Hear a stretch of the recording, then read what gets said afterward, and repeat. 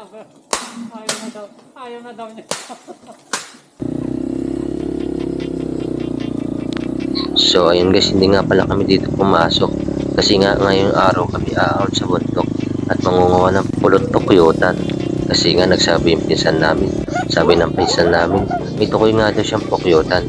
Kaya nagkahiyaan kami magkapatid na puntahan namin at kuwagin namin yung pukyutan. Bali kasama ko nga pala dyan si Kuya. Bali nagmotor na nga lang kami dito kasi nga napakalayo. Tapos maglalakad pa tayo pagdating natin doon.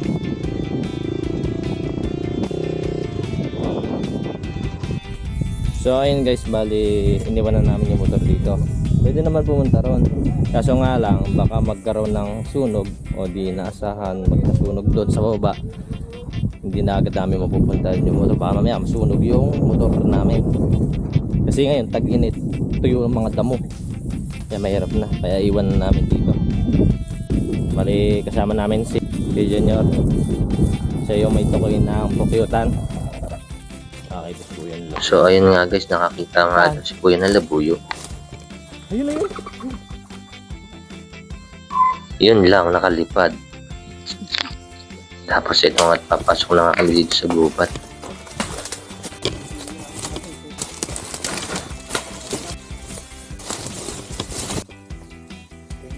Hindi matapuhan natin.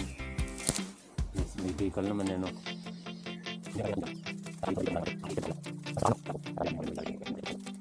So ayun guys, bali nandito na tayo ngayon.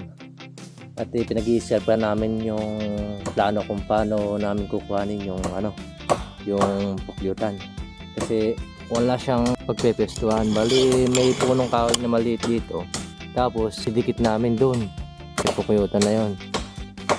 Ito na yan, yung puno na yan, ididikit namin to. Pag naidikit doon, dito na kami dadaan manunulay. So ayan guys, bali lalagyan nga pala ni Kuya Junior ng baitang para hindi mahirap akitin. Tatalian namin sa dulo. Tapos itatawid dito sa sanga pinagkakabitan ng pukyutan. Itong kayo na ito padidikitin doon sa pukyutan para madaling hilapin. Masyado kasi malaki yung pinagkakapitan. Mga gadra, hindi mo may hilap ng basta-basta. Bali pausukan muna natin. Kung napausukan, mawawala yung mga pukyutan na nakadikit dun sa bahay. Tapos, tsaka natin aakitin at padidikitin yung puno ng kahoy. Tapos si Utol, ito, kumukuha ng buho. Siyang paglalagyan ng gagamitin pang pausok. Itatapat doon sa ilalim ng pukyutan para umalis yung mga pukyutan. Kumuha wala dyan si Kuya Junior ng dahon na yantok. Ang naming gagawin banuot. Siyang papausok doon sa pukyutan para lumayo.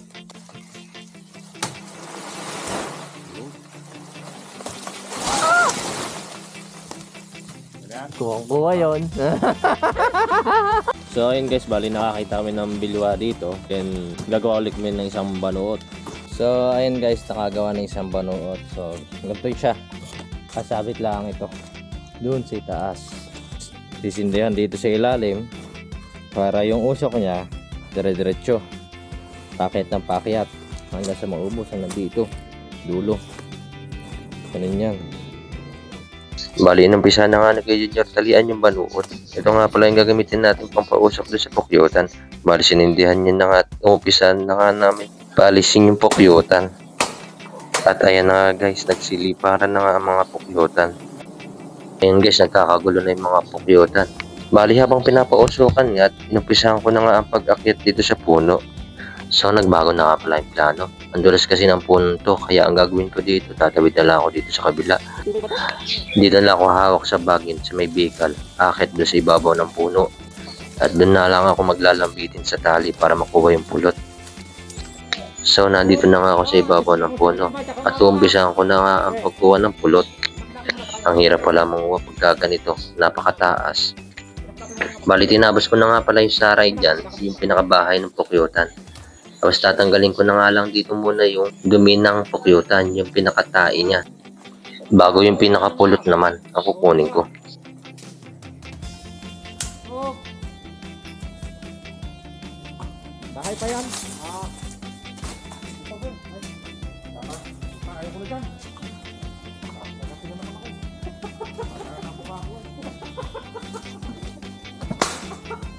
Ayaw ang siya. Ayaw na daw. Ayaw na daw niya.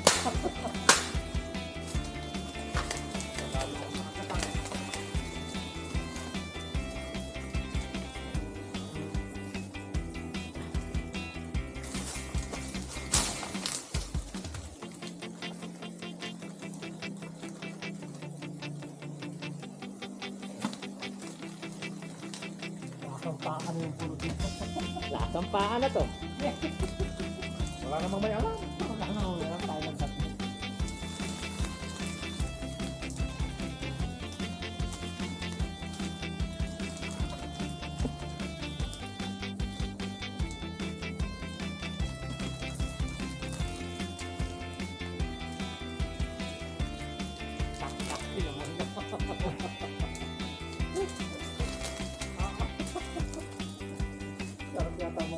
So nakatapos na nga tayo mga unang pulot at umpisahan ko na ang bumaba dito.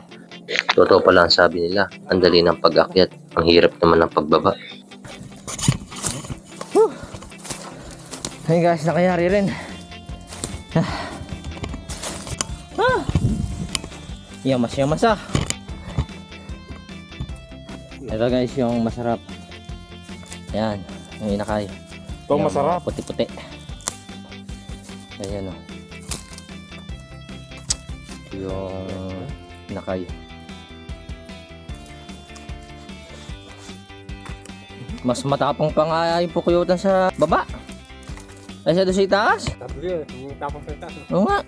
Ayan. Ramdam ko na eh. Sarap to yung nasiman. Sa kamatis. Ano na, ang pinaghirapan. Ito yung napanguha. Ayan. Wala sa kampe, hindi makukuha. Ayan ang pulot. Kaya nga tama akong taga-kete, ayaw ko mo. Kung ako hindi madadali, hindi man lalambot. Hindi madadali, kung mababa lang. Manlalambot ako. At nagugas na nga muna ako dito ng kamay kasi nga naglalakit na yung aking kamay sa pulot. Tapos pinatay ko na nga dito yung aming siga. At yung ginamit namin pampausok na banuot, pinatay ko na din. At mahirap na, baka makasunog pa tayo. Fire of the month pa naman. Ayan, at nagbota na nga ako dito at malayo-layo pa yung aming lalakarin. Ayun guys. Pauwi na kami. Ay baba ah.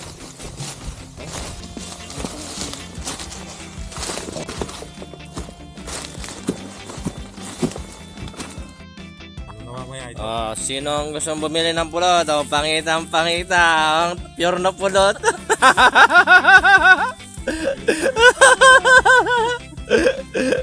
Walang iya. Puro pulot yun. Talaga naman, napakatapang. Kahit nakahinto ka, pinapangagat pa. Lalo na ito mamaya pag ato. Ito na mamaya ng kwan. Buti sa akin, di nagtuloy sa nguso. Gamit yung condition. Gamit sa pagano. Pumantayan na umuha. Malingusan. Babae mukha ako. Kaso wala sa forma.